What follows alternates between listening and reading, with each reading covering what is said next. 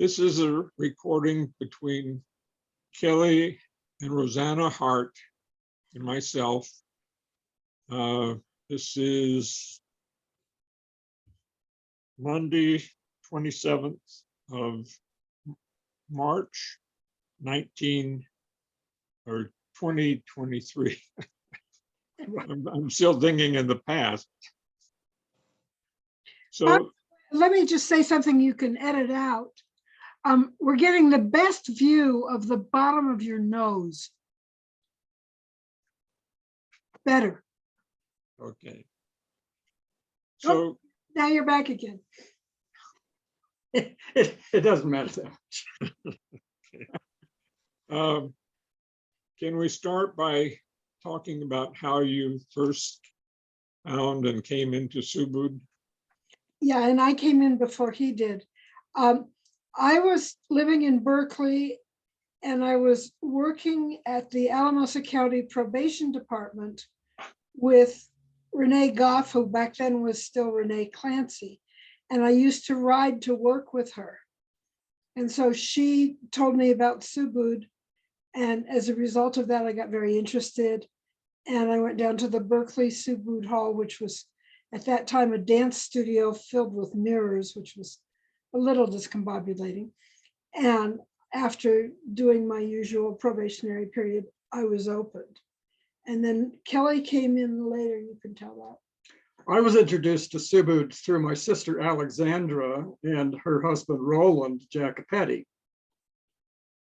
And it seemed like an interesting thing. I did not get involved until later, after Rosana and I got together. And I was introduced to Rosana through Subud connections, through Roland and Alexandra. And so that's how I ultimately became aware of Subud and was eventually opened. So what was it that attracted you to Subud? Well, for me, I was already a Quaker and I was sort of a spiritual seeker. And when Renee told me, some about what her experiences were, that interested me.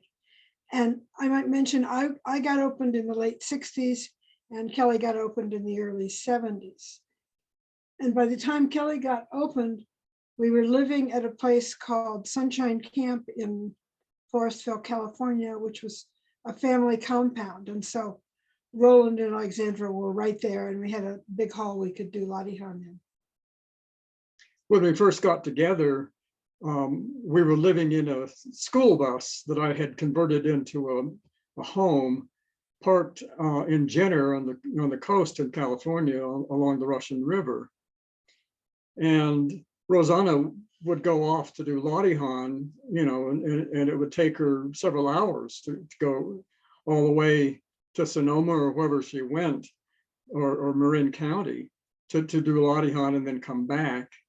And one thing I noticed was that Rosana's demeanor changed after she had done the Latihan. She seemed more collected and calmer, and nicer. I found that attractive, and so that I found that appealing, and I thought, well, maybe I should try Subud. And once you did try Subud, what did you feel at the time? Did you have any early experiences or what?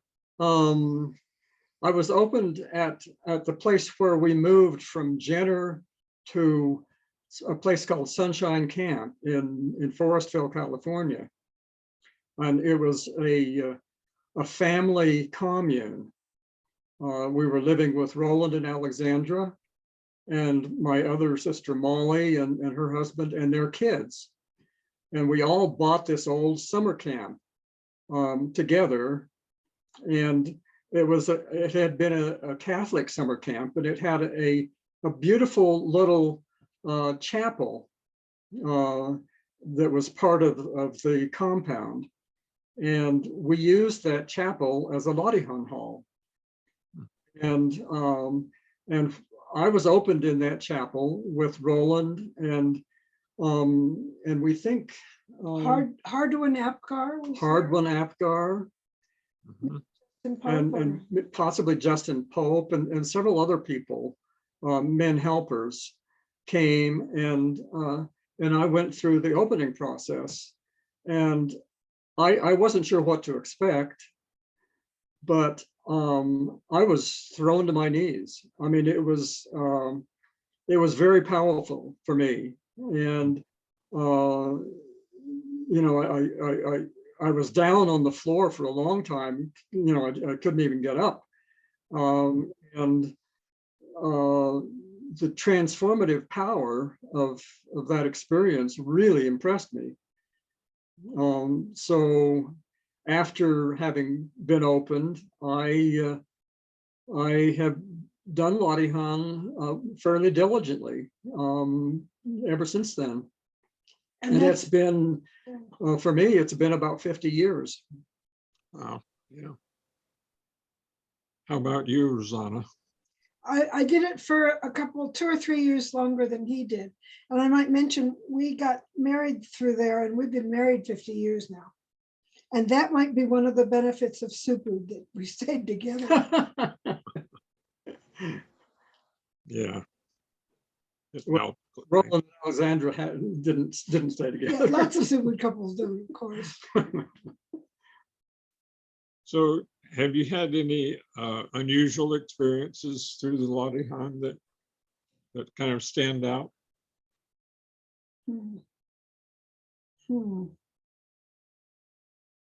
Oh, I'm just remembering that one Easter, and by this time we were living in Crestone, Colorado, which had a nice little Subud group.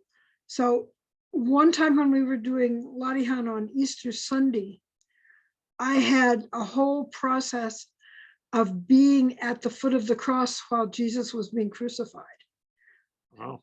And that went on and on for quite a while and left me in a daze afterwards. That's one that comes to mind. Also, we've used the Subud process of testing, asking God for guidance. We've used that a lot to make many decisions in our lives.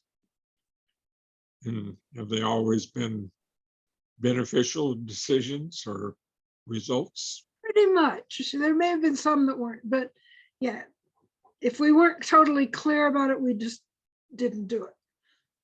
You know, we might test again later, or we might just use our minds. Yeah. Kelly, anything stand out for you? Well, that initial opening, I think, was the most dramatic for me, actually. Mhm. Beyond that, I suspect that I have done some testing, and you know, and the receiving has been monumental. Like when you went to Russia. I've made, you know, I did go to the Soviet Union in 1985, and I'm pretty sure I tested about doing that. You did. And what was the reason for going to the Soviet Union? To make a film. Ah, I was a filmmaker at the time, and I had a vision of a woman, a Russian woman speaking Russian, and she was telling me that we need to find peace, and for the sake of the children, we need to understand each other and to stop this conflict. And it was a very heartfelt plea on her part, and I, you know, she was speaking in Russian, but I knew exactly what she was saying, and I ended up going there with a citizen diplomacy group, which is the only way you shouldn't just go touring in the Soviet Union at the time. You had to be kind of invited, and once you were there, you were somewhat under surveillance by the authorities. And I took video equipment, and I carried with me a little backpack monitor, and I prepared a short video about what my life was like in Ashland, Oregon. And Rosana and I, demonstrated the fact that we had a llama ranch up in the mountains above Ashland, and we and I had the audio. I had that translated into Russian, so citizens there could understand me. And I explained, well, what I'd like to do is interview people here and find out what they feel, and find out what their lives are like, and find out what their thoughts are about the United States. Yeah. I came back and made about an hour documentary film about that got shown to some extent. And it's on YouTube now, isn't it? It is on YouTube right now. Yeah, I could send you a link sometime and you could look at it. Or Yeah. we can just also say, for anybody listening to this, the title of it is Reflections, the Soviet Union with Heart, where heart is spelled H-A-R-T. Reflections of the Soviet Union. Just Reflections, Colon, the Soviet Union with Heart, H-A-R-T. Okay, good. What year was that? That was in 1985. So was that before or after the fall of? That was before. Gorbachev was in power, but it was still the Soviet Union, and it didn't, the whole thing didn't, the Soviet Union didn't collapse until 4 or 5 years later.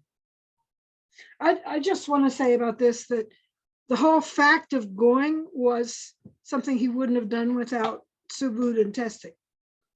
And that's probably one of the most dramatic things that's ever happened in his life. Wow. It really helped me realize that I, as an individual, do have the power to make some change in the world. It empowered me, and prior to having done that, I was a much more anxious person. I would look in the mirror and I'd look into my eyes, and I felt something was not right in my life. Mm-hmm. After I had done that, I felt much more complete and whole, and I would attribute the Latihan to that. Yeah. I did Some- go with him partly because somebody had to stay home with the llamas. And also, I'm a less adventuresome person than he is. Yeah. So I have a picture of you, Rosanna, from Skymont. Yes, Did both of you go to Skymont? he wasn't in Subud yet. Yeah, I wasn't even in Subud. So how is your experience at Skymont? Oh, it was fun.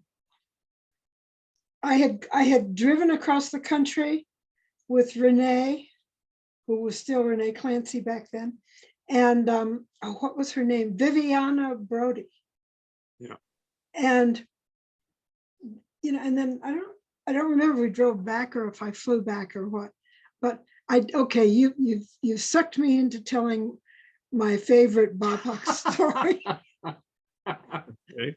Okay, there we were, and it started to rain, and there was clothing on the line. And so somebody set up a room where we were ironing.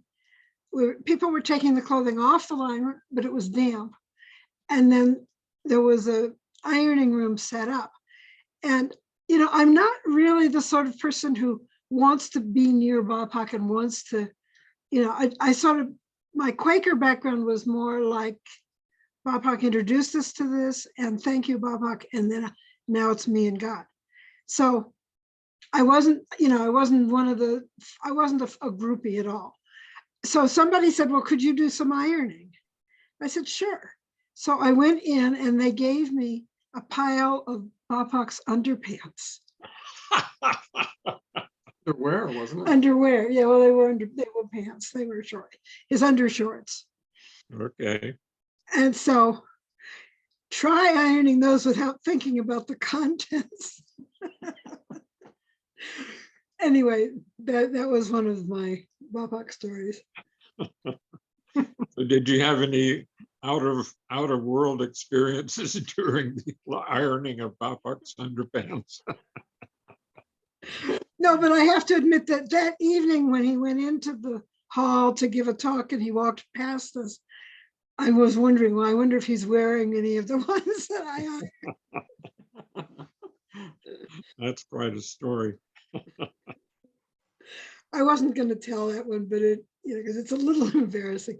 But I've had other times when I've seen Bapak, on his various trips to the United States that have been, shall we say, more spiritual. Can you talk about any of those experiences?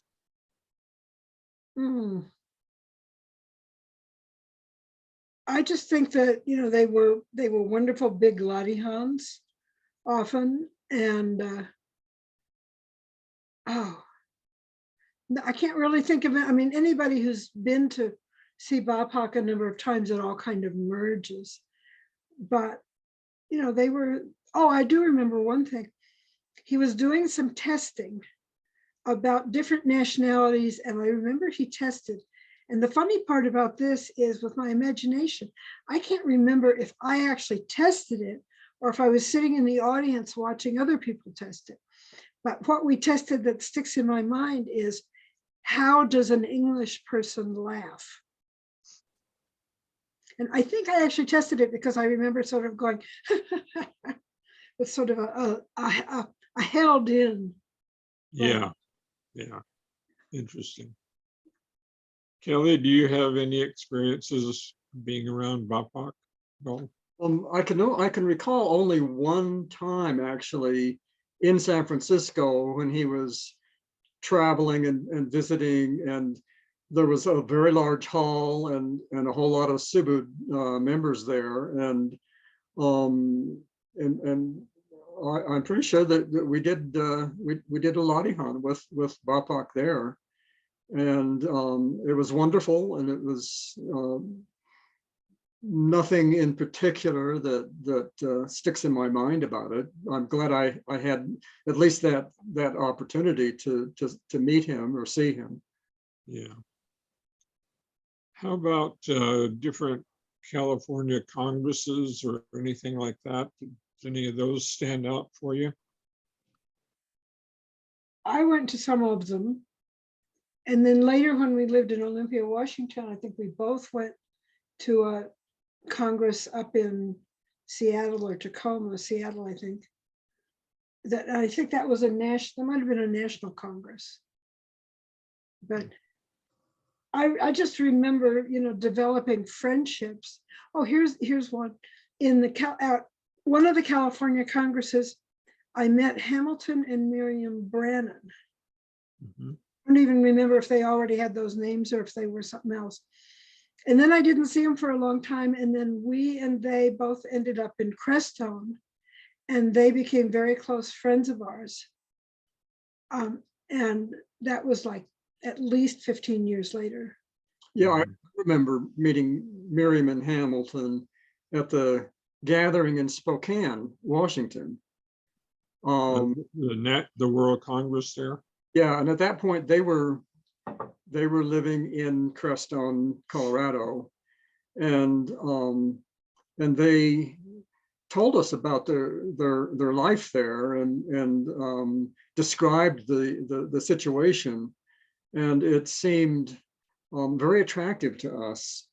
So we added that as we added going by Crestone as our part of our itinerary when we left Olympia, Washington, in a big Greyhound school bus that I had converted into a traveling home. And And so when we approached Crestone and looked out over the valley, it was such a magnificent sight. And when we eventually found our way into Crestone and met with several Subud members there, including Johanna and Eli Doxson, we decided ultimately to buy some property there and make a home, which we did, and built a house. And none of that may have happened without spending time at that gathering in Spokane and connecting with the Crestone Subud members at that event. Wow. So how long did you spend in Crestone? 20 years. Well, off and on for at least 15 years. It was divided by a period of 5 years of living in Mexico. So we weren't there the whole time, but we have a long history in Crestone.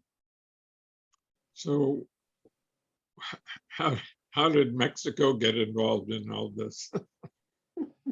Well, when I was a child, I had gone to Mexico with my family. My father was a world traveler. By the way, he was also a science fiction writer. Anyway, so when it came to be the 50th anniversary of my childhood travels in Mexico, we were living in Crestone. I was running the library. I got some time off from the library, and we went down and tootled around in Mexico in a van. And then that led, and then we moved back, but then another trip, and there we were. As you can see, we've sort of roamed a lot. Yeah. Part of our decision to move to Mexico was politically motivated. Yes. It was after George W. Bush got elected for the second term. We weren't sure about the politics in the United States, and we'd made several trips through Mexico and really enjoyed them, and we actually had rented a little apartment in a small town, and In Mexico. In Mexico, and we decided to move there, and we eventually bought property, and it was a wonderful experience. I wouldn't change any of that for anything. It was, really important for us. Y podemos platicar en español, pero muy malo. I said, that's for anybody who speaks Spanish. We can speak Spanish. We can chat in Spanish, but very badly. Yeah. Better than me, I'm afraid. So what made you decide to move back from Mexico? It was always a question mark about how long we'd stay there. And at a certain point, I think I felt like, much as I loved a lot about it, I really would rather be home in my own country. So then you moved back to Crestone after that? We did. For one thing, there were no Subud members in the vicinity where we lived, so we didn't have the opportunity to do group Latihans. Yeah. And as Rosana said, she in particular was, I think what she said was she was missing her tribe. Yeah. So back to Oh, Crestone. I have one more Mexican Subud story. We were traveling around in Mexico in the van that we had down there. And we came up to, and we were in, was it Zihuatanejo? Do you remember? And anyway, we came up to a gate that had a Subud symbol on it. Wow. And so, and it was a place where we could camp. It was like a little RV park. And so I asked the people there, what's that? What's that? Is it, and they said, oh yeah, the guy who owns the land lives in Mexico City and he does something weird. And that's the symbol for it. Oh, that's neat. Did you find out who that person was? We Never never did, did. no. So then back to Crestone, and what happened after Crestone? Where did you go after that? Here, Silver City. We went Okay. back to Crestone. We had already sold the house that Kelly had built, and we had bought a nice mobile home that a friend was selling. And so we lived in that for Another 5 years. And then we realized that as we were getting a little older, the climate there is not heavenly. It's very windy and it's very cold, and I don't like driving on snow and ice. He's good at it, but I'm not. And so we started thinking about moving somewhere else. And then 8 years ago, we moved down here to Silver City, New Mexico. Are there any other Subud people around that area? The only one we know is Yo Kalisher. Okay. You That's get a chance to do Latihan with him every once in a while? Every once in a while, he and I will get together. It's very sporadic. Soon after we moved here, he was coming to Silver City quite regularly. He lives about a half an hour away out in the country. Mm-hmm.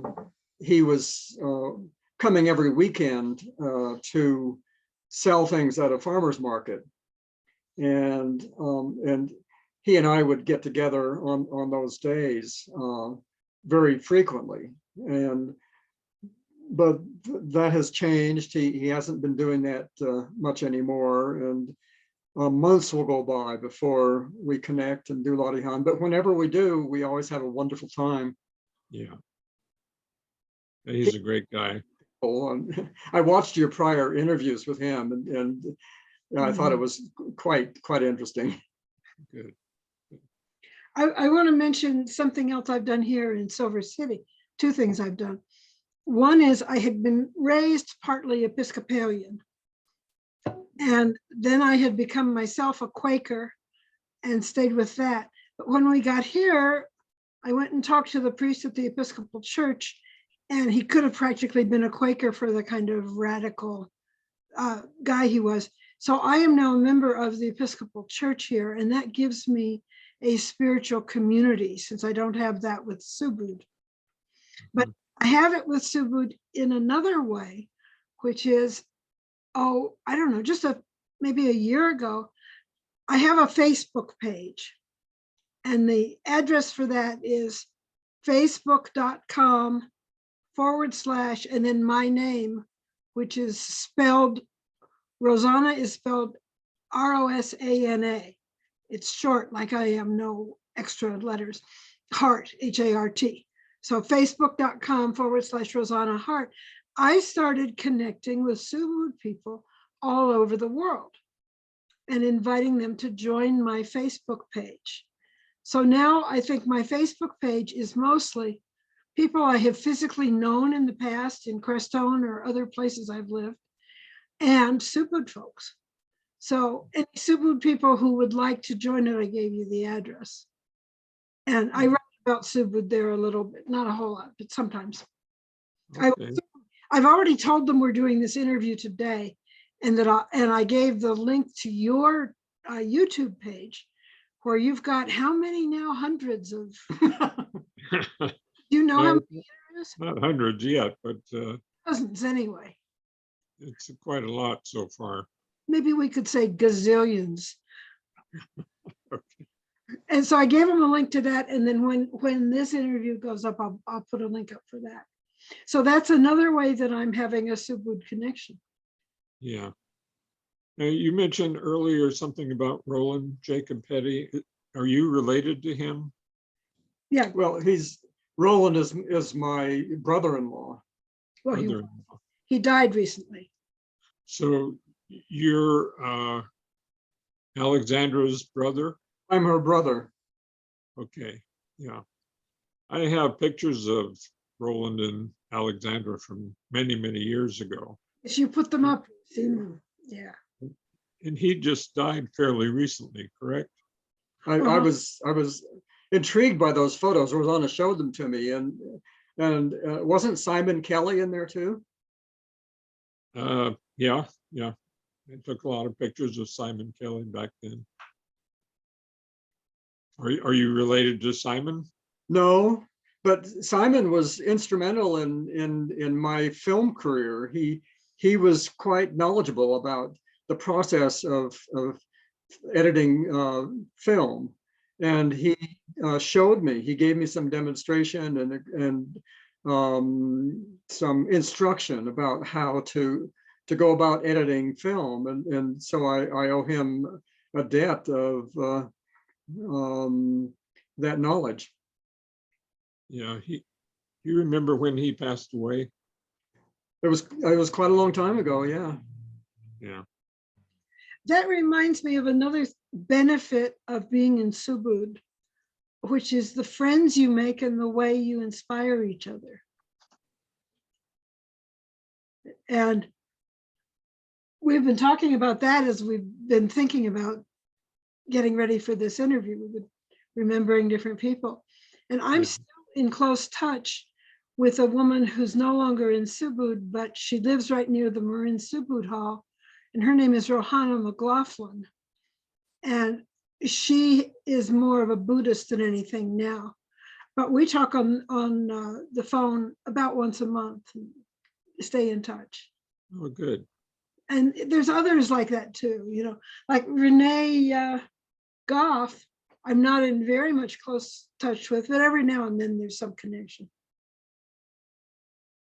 Yeah, I did an interview with Renee too. I've seen them both. You did too. Quite a few years apart. Yeah. Any other stories or any other things you would like to say at this point? Well, there was a question about the effect of Latihan on each of us. Yeah. And it's a little hard to ferret out, exactly what the Latihan has accomplished, or its effect on me and my personality. But I know that it has had a powerful influence on my life. I feel a calmness. I feel an absolute direct connection with God. I feel I don't need an intermediary, a priest, or any other organization. I don't even need the organization of Subud to feel and to be in connection with God. And that's extremely valuable for me. I am so grateful for having found this way of connecting on that level spiritually. Yeah, I can agree with everything you just said. Now, you may not agree with this bit. We do Latihan together. This is partly because there's nobody else around to do it with for me, and even Yo is rare. And we have a habit, we usually do a short Latihan on Monday mornings and a short Latihan on Thursday mornings. And we do mornings rather than evenings because we're more awake then. I just turned 80. I mean, there's that. Right, and I'll be 80 this year. I'm 80 also. Aren't you? Good for you. It's a good age. Yeah. I don't know if I have any more questions. Anything more you'd like to add? Thank you very much for doing this. I appreciate your doing it for me. It's good. Yeah, we have a lot of entertainment ahead of us watching a lot of those other people. Well, thank you very much. I God bless. appreciate it, and God bless you both. You too. God bless you. Thanks. I'm going to stop the recording. Okay.